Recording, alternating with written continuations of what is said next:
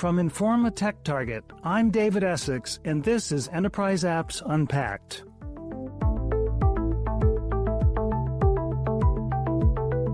One thing I've noticed about how AI, both generative and agentic, often shows up in industrial settings is that it's primarily used for analytics dashboards and alerts displayed on the workstations and mobile computers on shop floors. It reminds me of the early days of the industrial Internet of Things around a decade ago, when many of the case studies considered iPads that merely used Wi-Fi to connect to the cloud Internet things, with few of the sensors that were promised actually deployed to collect data from the equipment and integrate it with enterprise applications. It was a far cry from the industrial IoT vision then being hyped. But it is a pretty big deal to be able to use AI to monitor not just individual machines but entire production processes, and to anticipate when equipment could break down and take quick action to avoid downtime. Digitization has progressed to the point where AI now has sufficient real-time data from production equipment and network infrastructure to give users useful information and analysis,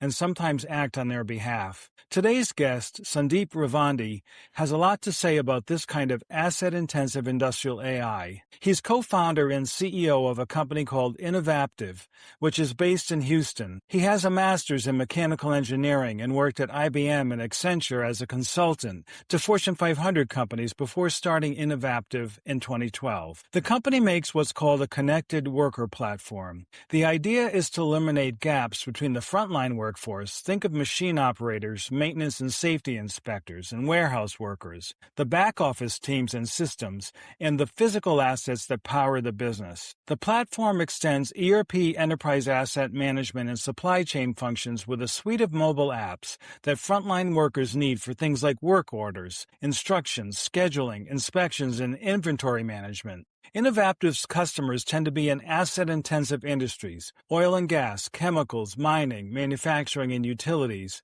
and include well-known brands such as Shell, Hess, and ConocoPhillips. The AI appears not just on mobile dashboards, but is embedded throughout the digital ecosystem. Innovapptive says this embedded intelligence enables work to be carried out more efficiently, safely, and with better collaboration across teams. Compliance records and other key information flow from the mobile devices back to the SAP, Oracle, or IBM Maximo ERP. In the podcast, I asked Sandeep how this execution-focused agentic AI differs from previous industrial technology. We also drilled down into how the platform works, such as the knowledge graphs that give the AI the context it needs to make sense of industrial data, and the connectivity technologies and integration tools used to gather information from the physical assets. We ended with his prediction of where industrial AI might be headed in the next 5 years. Don't forget to rate, review, and subscribe to Enterprise Apps Unpacked for the real story on the software that runs your business. Sandeep, thanks very much for coming on the podcast today. Thank you, David. It's an honor to be here. I understand that you believe that industrial AI is moving toward more of an execution-driven model and that that's happening this year. For the listeners, can you start by describing what industrial AI has been like until now and then how this execution-driven AI differs? Yeah, absolutely. I think for decades, industrial AI has focused a lot on the prediction. These are sets of advanced analytics, dashboards, could be alerts, insights. But what we truly believe where value gets created is to convert the insight to action on the front line, because insights by themselves, they don't really create value. And as you see the evolution of AI moving into the agentic era, we have a tremendous opportunity for humans and agents to work together on the front line to actually convert insights into action that drives measurable value. Because insight without action is zero value. How far along would you say industrial AI is in its development now versus its long-term potential? Yeah, I would truly say it's in its early innings, David. Most companies are still actually in insight generation mode, quite frankly. When you go look at the amount of spend different industries are doing and different companies are doing that we talk to, there is this still the mindset of investing a lot of money in getting more insights and more dashboards and more alerts. But there's a very little focus on actually converting that into action. So I truly believe we're still in the early innings, because I think the matured state is going to be when industrial AI gets from insights to action. Because if you look at the adoption today, less than 20% of those insights are consistently acted upon. If you go talk to any of our customers in the chemical industry or in the refining industry, or you go to mining, they have a lot of insights, but only 20% of them actually get acted upon. So I think we're in the early innings, but then over the next 5 years, I see an opportunity for companies to become an autonomous plant, starting with being a semi-autonomous plant, right? And what that means is, how do you bring from stage one humans and agents into the loop so you can actually close the insight to action gap to create value? That's step one. Step two, and we hope that humanoids become something real in the future, which I know Elon Musk and the likes of other companies are trying really hard to actually bring robots into action in plants, in manufacturing, and so on. And as and when that happens, in conjunction with humans and agents working together, there is a tremendous opportunity to be an autonomous plant where you could actually apply AI and robots to work together to actually convert insights into action, so that you have a heightened industrial productivity. And industrial productivity is defined as what you produce at what cost, ultimately, right? And if you can do that, you can really compete well with the likes of a China, because they're subsidized their end product with lower labor costs, but then also their government is subsidizing strategic industries. So it makes the playing field flat, in my opinion, by making a plant eventually autonomous. So I think we're in the early innings. The full potential can be realized maybe 5 to 10 years from today. But immediate actions that leaders should take is starting to think about actions, not just insights. What are the biggest challenges and pain points in making this kind of industrial AI a reality? Yeah, I mean, translating these insights into action is a very big challenge. Let me just dumb it down for the audience listening in, right? Like, think about a massive chemical plant, right, has about 1,000 frontline workers that are working in that plant. They have invested tremendous amount of dollars in operational technology systems. It could be in their asset condition monitoring. It could be in their process optimization. They have invested in signals like SCADA systems and DCS systems, and they have invested in also insight tools that actually are industrial AI tools that predict when a failure could happen. All of these disparate systems, being able to translate that into a unified action across four distinct personas, that is an operator that's actually responsible to keep the machines running, a maintenance individual that is responsible to maintain those machines when an anomaly happens, the people in stores that are required to actually maintain the parts to respond back to any kind of failure that may occur in the plant, and then lastly, the people that need to keep the people safe across all of these frontline workers. So when you think about moving these 1,000 people from insights to action, it's a big operating model shift, right? And how do you bring these disparate systems, OT systems, IT systems, ERP systems, into unified single pane of glass for the frontline to execute, and having leadership actually support an operating model that can transform how those 1,000 people work together? That is the biggest challenge. It's not the tech. And the biggest problem I believe everyone's trying to solve for is trying to solve for this industrial productivity challenge with tech. But it's tech, it's the people, it's the process, it's the operating model, and the cultural transformation, which is really what at Innovapptive we are trying to do. We're trying to not solve a technology problem. We're trying to solve the business transformation problem of how do we close insight to action gap, with technology being just an enabler at the end of it. If we can touch on the technology again for a minute, though, I've been reading lately about context engineering, and it seems to be emerging very recently as a key enabler, something that's a very high priority for effective use of agentic AI, because the agents and then these teams of agents that everyone seems to be trying to build, they need to be able to understand the context that they're operating in. And I understand, I think you've spoken on this and written about industrial knowledge graphs are a way to provide context for the frontline decision making in factories. Can you explain how knowledge graphs work and where they are on the maturity curve right now? Yeah, no, a great question. So it's interesting. The AI era we live in right now is all context driven, right? I mean, if I dumb this down for all of us, we use ChatGPT daily. Some people experience great results with ChatGPT and some people don't, actually. It's very interesting. And the reason why they don't experience good results is because they don't prompt well enough. And when I say prompt, is how much context have you given to the AI model? For example, if I'm trying to solve for some specific issue and I want a specific response and I want to write a document, I better give it good inputs with some PDF that has 20, 30 pages of information inside it. I may give additional context to it. So it starts building the relationship of what I want in order for it to be far more accurate. So the prompt along with the context is what drives accuracy ultimately. Now take that back to industrial AI, right? What does it really mean? Industrial AI is as good as, again, the prompt, in this case, data ops. How are you going to connect your assets, your history, your failures, your procedures all into one context layer? Because all of the data today is sitting in different systems, in disparate systems. It's sitting either in signals, in your historians, it's sitting in your asset condition monitoring tools, it's sitting in process optimization tools, or it's also sitting in ERP systems like an SAP, for example, right?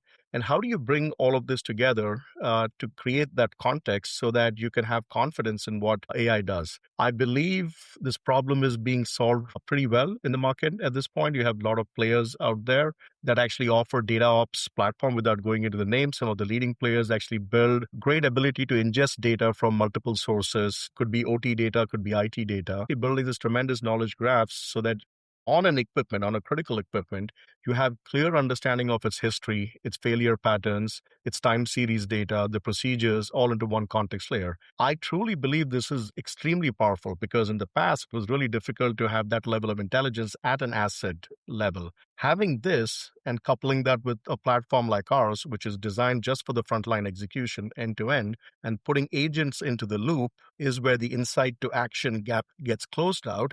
And that's how you deliver measurable outcomes. And that's what leads to industrial productivity gains. Another point you've made is that there are operational risks when industrial AI isn't connected to the workflows of the frontline workers that you've been referring to. What are you seeing in the industrial sector that makes that such a concern, that lack of connection between the two? Yeah, I think all of us can get lured by looking at something that's predicting. We enjoy looking at what it's predicting, but we rarely pay the attention on the boring stuff, which is how does that insight translate into action. So there's this phantom ROI is how we always end up making decisions. Now, when you think of the risks of AI not being connected to workflows, there are two types of risks. One is your safety risk, and you have an operational risk attached to this, right? So your safety risk is if decisions are made without real world validation along with the insights, which is humans in the loop, then you may end up with a safety risk that you take on, right? So you want to be having guardrails with humans being in the loop where the insight is validated with real world experience so that the right decisions are made from a safety perspective. Because you don't want something to be predicted and the human just blindly went and acted on it. And then you realize that a fatality happened or an incident occurred, right? So in the industrial environment, it's very critical that real world experience is combined with intelligence because sometimes the intelligence can be off in some cases, right? Operational risk is, if your knowledge graphs or the way you captured your data in some of these systems in the past have not been in real time or the accuracy is questionable because it was after the fact. Like, for example, in SAP today, most customers are still operating in paper. They actually print out work orders. They actually print out the work that needs to be executed, and they actually bring back all this handwritten stuff back to the system. In some cases, it makes it. Some cases, it does not even make it, right? So now if you take that as your foundation in your knowledge graphs and context engineering, there is operational risk associated with inconsistent execution. So in order to get to the matured state of industrial AI, there is this journey that every customer needs to go through. You need to have a system of record. That's number one. Number two, you need to build frontline execution excellence where the data is recorded in your system of record as work gets done. Because without that, you risk having wrong context to rely on your AI. The third step is to be able to get to kind of, connecting your insights to action, industrial AI to your actions. You don't want AI agents to yet come into the territory because you want your insights and frontline actions happening really well. And then from there, when you have a confidence level that your data is more accurate and producing more accurate results, you can start removing some of those redundant tasks that an agent can do instead of the frontline. And then you can have agent and frontline to work together. And lastly, like I said, that your fifth stage is humanoids, right? That's the ultimate state of intelligence where you can actually run an autonomous plant eventually. And I think that's 5 to 10 years away, at least.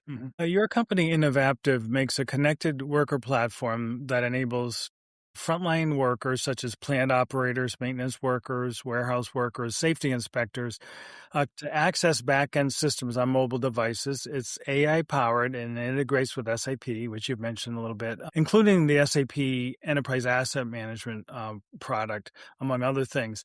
So can you drill down a little bit into the Innovapptive platform and how frontline workers use it? What does it enable them to do, in other words? Yeah. So look, we are obsessed to start with the value first as a company, firstly, right? So we are really obsessed about not following categories, software categories, not following trends. We are all about like how does our company and our platform actually create measurable, tangible value for our customers? So if you say you're going to unlock capacity for you to do more, it's capacity not in just one function, but how do you transform the entire frontline operations? So what our platform really does is it really helps you convert industrial signals to frontline unified execution, irrespective of the persona. So it touches the operators in a plant, it touches the maintenance, as you alluded to, it touches the warehouses, it touches the safety teams as well. Contrary to how investors have actually spoken to us about saying, why don't you go deep into one function and be the master at it?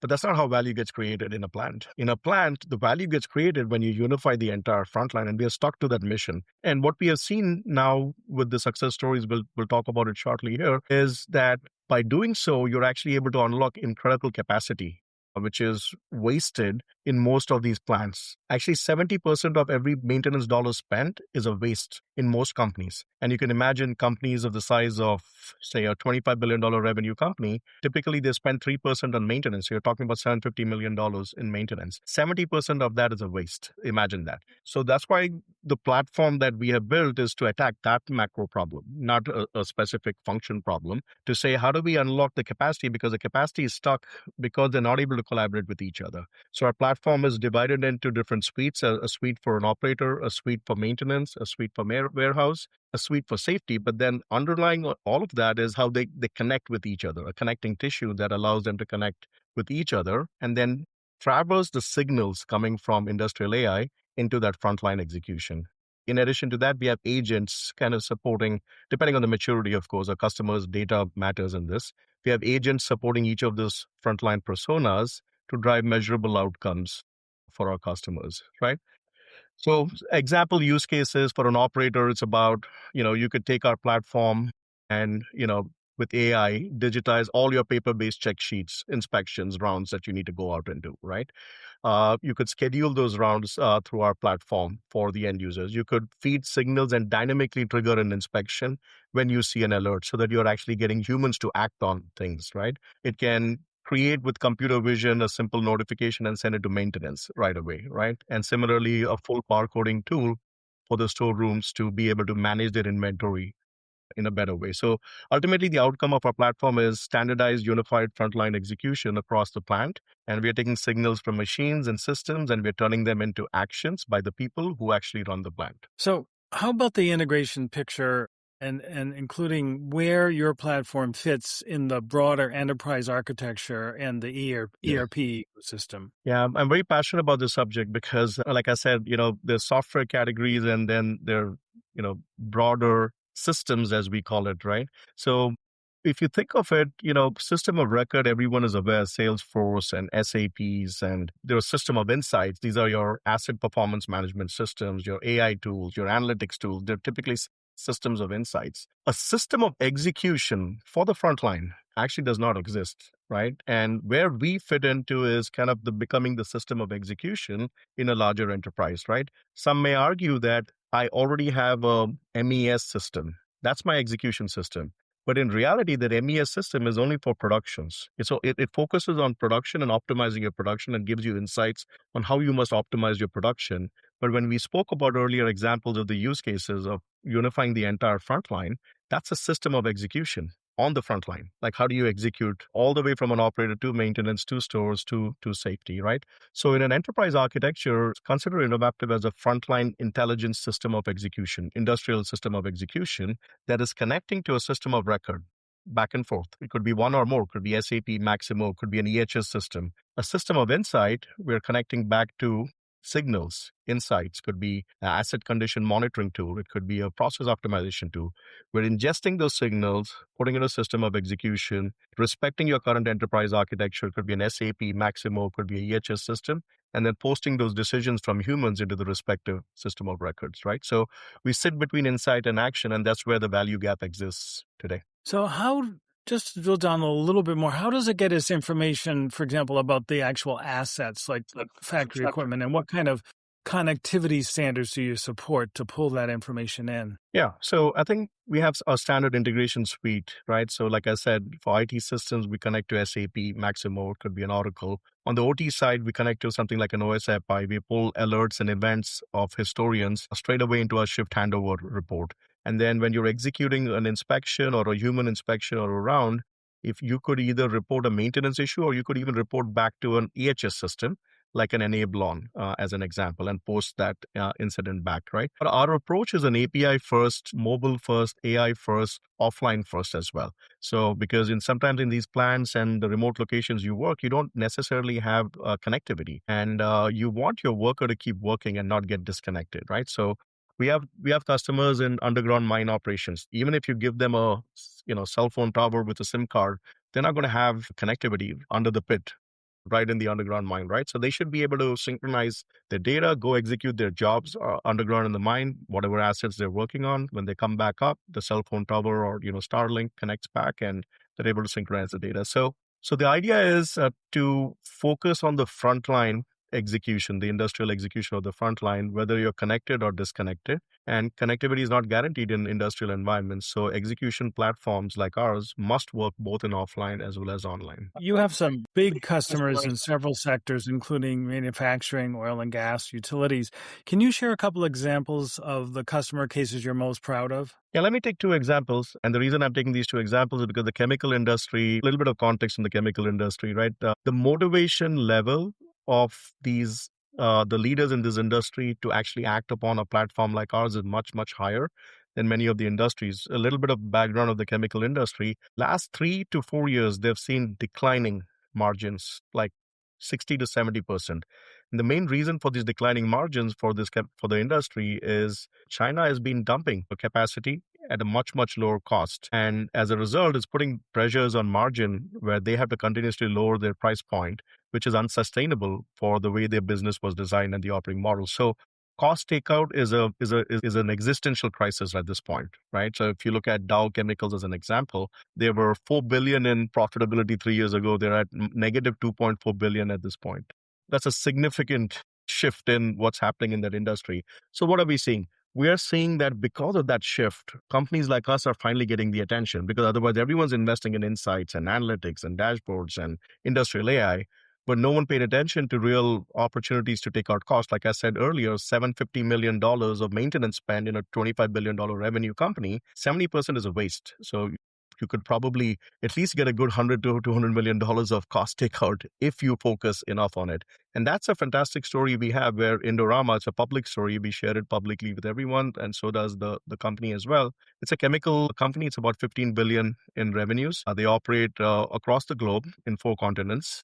And they approached us with this problem statement and leaned forward with Innovapptive to go out and bring this system of execution for them. Today, they're running at a 50 million margin widen, so it's reduced. Cost has been removed sustainably out of their business. We're hoping to up that to about 80 million in the next couple of years. But the predominant drivers of that cost takeout came from unlocking capacity. As I said, those maintenance dollars are a waste, and we gave them visibility into how they can convert signals into real-time execution and how that execution can become visible in decisions they can make. In Indorama's case, they actually eliminated about 65 to 70 contractors after implementing our solution. Average overtime across all their plants dropped from 24% to 10%. Sometimes the overtime can be in the millions of dollars when you're spending 750 million odd, right? In addition, because the capacity got unlocked, the reliability improved as well, because no one takes out cost until you feel you're operating reliably a plant, right? So, and those measures are things like maintenance backlog, like have I executed all my preventive plans? Have I executed all my predictive plans? That capacity is required to execute that. So at Endorama, we actually we eliminated the backlog from 24 weeks to about 8 weeks while taking out all of that capacity cost, right? So that success story is really powerful because it shows the power of closing insight to action gap and what kind of value it can create with better execution discipline. Technology enabled, but the reason I gave the chemical industry context is generally people would not pay enough attention to this area, but because it was a desperation situation that we saw the industry act so fast at the speed at which it acted in order to go take out that cost. And that becomes the standards now, in my opinion. So similarly, another chemical customer of ours, which is the specialty chemicals, is WR Grace. They don't like to share publicly their dollars, but I can share some stats, high level stats. Their emergency work today, they execute 8 times faster than before Innovapptive. Any emergency work that's created, they actually measure it and they are able to execute that work 8 times faster. So just imagine your machine is about to go down and you're doing that 8 times faster today, which means all the costs associated with that downtime, which is production, revenue, direct impact, but then also the labor costs associated with that downtime is being amplified by 8x efficiency gains. In addition to that, there's about 40% of the work that maintenance do today is being done by operator-led identification of work, which means the operators are becoming more involved, highly accountable. The culture is about operator and maintenance collaborating better. So 40% of the work is being done by the maintenance. And then overall, between their planned hours, which is kind of how they plan their work capacity, has compressed by 50% now. So whatever they were in their plans before Innovapptive has now 50% lesser than what it used to be. So, I mean, translate that into dollars, headcount reduction, overtime, all of that. So those are two examples. There are many in the making. Mhm. We have the likes of a Kimberly Clark right now. Those results are not public, but we are doing a lot of such work with large manufacturing companies. Yeah, I'll put a link in a page for this podcast, a link to some of those. So I think it's probably worth going back to the AI aspect for a little while, since there's been so much change in AI since ChatGPT came out now 3.5 years ago. And now, especially with the interest in agentic AI and all the complexities of making that practical, I would imagine that incorporating AI into industrial settings raises a different set of risks and challenges from like service industries or, industries Totally. like my industry or any industry where the risks of physical danger, like the ones that you serve, quality control, preservation of expensive assets, like we see in factories and warehouses, that's a different set of risks. What are the particular risks of AI in your markets that software vendors like Innovapptive have to try to address? Yeah, I think, like I said, the biggest one is safety, right? I mean, there's nothing more important than human life, right? That's out there, and the work that we do comes with a great responsibility because if you make even a minor wrong recommendation, I'll give you an example so that the audience can actually relate to this, right? So, say you're about to go do a work order, and AI said, you don't really need a hot permit, and typically in these industries, you need permits to go perform a job and you actually detected incorrect permit that needs to be attached to that work order, you may actually put that human's life at risk because instead of a hot permit, you selected a cold permit. And the permit safety checklist and rules are very different from a hot permit, right? In terms of what safety equipment they wear, what are the personal equipment they should be wearing, and how they should actually perform that job, right? And AI can get this wrong really fast.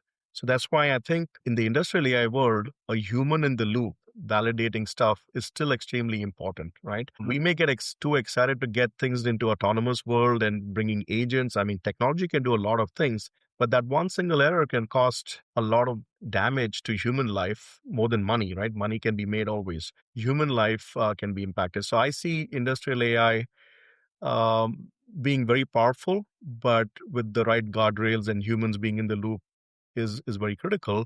And knowing what to automate and what not to automate, right, is extremely critical. The second piece is not you get the humans taken care of. The second piece is you don't want to damage your assets. Your assets are very expensive, and some of these customers in the millions and millions of dollars, right? One wrong recommendation or a step that you perform on an asset, it could damage a high value equipment, right? So once again, you want to put the guardrails in terms of what AI does, what agents do, and what humans do, right? They all have to work in a loop. And the last one is decision risks, right? You get Some decisions are reversible, some are irreversible decisions. So you want to be able to know the difference between a reversible decision and irreversible decision. Reversible decisions can be excused, but irreversible decision, you got to be really careful in terms of how you build the guardrail. So I see these are the kind of the risks as you think about introducing industrial AI into your operating model, working along with your people, along with your assets. These are guardrails that a leader should ensure it is in place. So because this is not about recommending a movie, it's about making decisions that can impact safety, production, and millions in assets, right? So it's a little different from other industries, like you rightly pointed out, David. Yeah. You know, I'm pretty fascinated by the relationship between the AI, which I assume is helping to make recommendations to the frontline workers or maybe find information for them about assets, maybe help them with scheduling tasks by understanding their spoken commands, and that they also access entirely on their mobile devices. And AI that might be embedded in, let's say, a warehouse control system or maybe in a CNC machine or a 3D printer, the stuff that's embedded in systems. And since agentic AI is increasingly getting autonomy to take certain actions, how does the user of a platform like Innovapptive's relate to the AI that's just in the machines or the other software? In other words, what is their role as the human in the loop? Yeah. Yeah. So I think the way I look at the opportunity with AI is like think about like pre-AI how we worked, right? We actually had analysts that would go crunch numbers, analyze stuff, could be in spreadsheet, could be in a Power BI, could be elsewhere. They would come up with insights and recommendations and what to prioritize to go execute, right? Ultimately, that exec in the room would make the analysis, understand the analysis, comprehend the analysis, and then make an executive decision in terms of what needs to happen, right? What I see AI's role is exactly what the analyst has been doing, right? Is about like, how do I crunch more complex stuff than what an analyst can do, but then also act as an individual that can even execute if I get the command to execute, right? Which means human in the loop becomes extremely important on what they validate, what we are asking agents to execute, and what are we overriding, and when are we overriding that, right? So the goal is not to replace workers by any means, right? It's actually to make every worker operate like your best worker in the future, right? Which means, can one operator produce the outcomes of three operators? Because we already have labor shortage in the industrial world right now. It's not like we have enough labor out there and less jobs. We have more jobs and less labor at this point, which means you want each operator to operate at 3x their output today. So it's not about replacing those workers, but it's about how do you make each of your workers operate like your best worker by combining AI, humans, execs into a productivity chain, if you would. I see. So orchestrating AI agents so they can work effectively in teams and accomplish a series of tasks, coordinating them towards a goal and not just a few small tasks, seems to be top of mind in the AI industry now and also the ERP industry, which is trying to integrate all this stuff.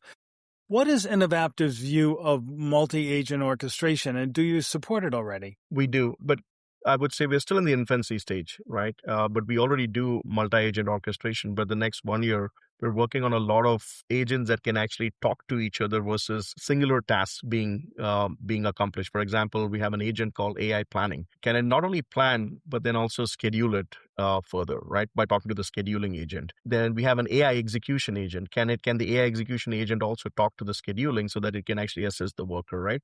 We're not fully there. What we have developed right now is about 15 AI agents that in some ways talk to each other, but the focus right now of that agent is to actually simplify the work of that specific user persona. Multi-agent orchestration, what you're describing is the path to autonomous world eventually, right? Because if you can have the confidence that each agent can talk to each other from a signal to all of that execution and humans being in the loop specifically, or the guardrails we spoke about it, or mitigating the risks, then you actually can truly build an agentic AI orchestration workflow across the front line. Simple examples maybe I can take is today we have agents that dynamically see a signal, an insight coming from a historian or an asset condition monitoring tool, and it'll determine out of those 20 which ones are potentially a false alarm and which ones are not, and it'll process the ones that is not a false alarm into the queue of the operator and actually create a round for him to go execute, right? Now you take that and say if that agent can connect back to a AI detect agent,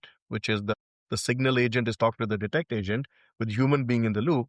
After the inspection is done, can that agent, the detect agent, help him troubleshoot, help him actually then create a very high quality notification, and then send it down to the maintenance agent, which is the planning and the scheduling and so on, right? It's fully there. Like I said, we're doing units right now, but ultimate goal is to build an agentic workflow orchestration engine that will continue to assist the frontline worker and then simplify and automate those tasks.